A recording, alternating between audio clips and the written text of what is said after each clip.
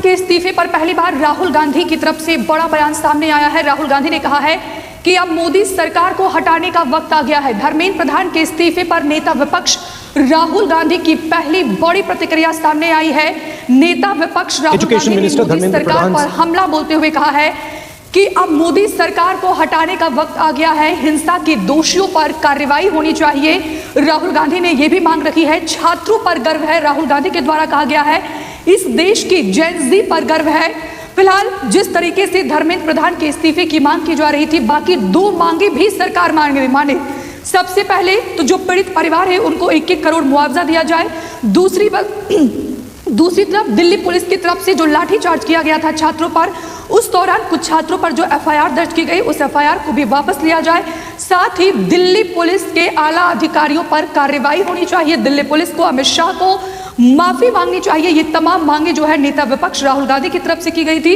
तो धर्मेंद्र प्रधान के इस्तीफे के बाद नेता विपक्ष राहुल गांधी ने वीडियो साझा करके सोशल मीडिया प्लेटफॉर्म एक्स पर वीडियो साझा कर उन्होंने अपनी पहली प्रतिक्रिया जाहिर की है। सरकार को हटाने का वक्त आ गया है।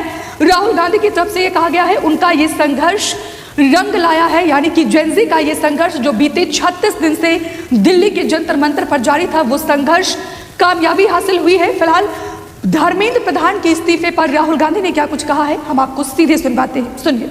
Because he was education minister, Dharmendra Pradhan's resignation is a huge step in rebuilding our education system. It's a symbolic step because he was a symbol, but it is still a big step.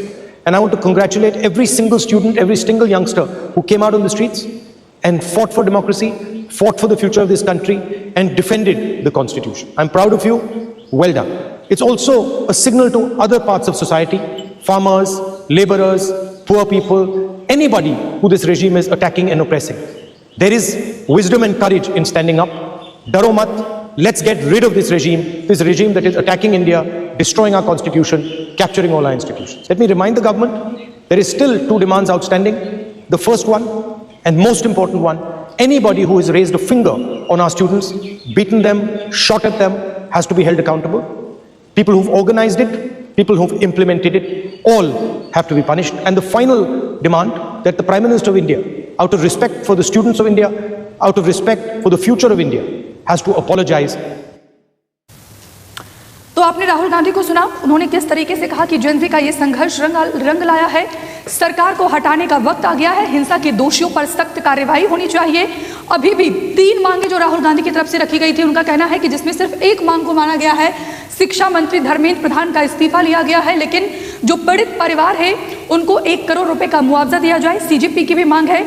और Delhi police के लाठीचार्ज में जो छात्र घायल हुए, जिनके ऊपर FIR दर्ज की गई, उन एफआईआर को भी वापस लिया जाए। सीजेपी और राहुल गांधी की तरफ से ये मांगे हैं। फिलहाल अब ऐसे में धर्मेंद्र प्रधान के इस्तीफे के बाद सीजेपी का अगला कदम क्या होता है, ये फिलहाल देखना बेहद महत्वपूर्ण होगा। सोमवार से संसद के मानसून सत्र का भी आगाज होगा। हालांकि मानसून सत्र की शुरुआत हो चुकी है, लेकिन धर्मेंद्र प्रधान के इस्तीफे पर मानसून सत्र रोज ठप रहता था, लेकिन अब सोमवार से ये उम्मीद लगाई जा रही है कि मानसून सत्र भी सुचारू रूप से चलेगा। राहुल गांधी ने किस तरीके से इस देश की जेन ज़ी को मैसेज दिया है कि उन्हें जेन ज़ी पर गर्व है, युवा ने वो कर दिखाया है। क्योंकि अगर बात की जाए तो मोदी सरकार के 12 साल के कार्यकाल में ये पहली बार जो है इस्तीफा हुआ है।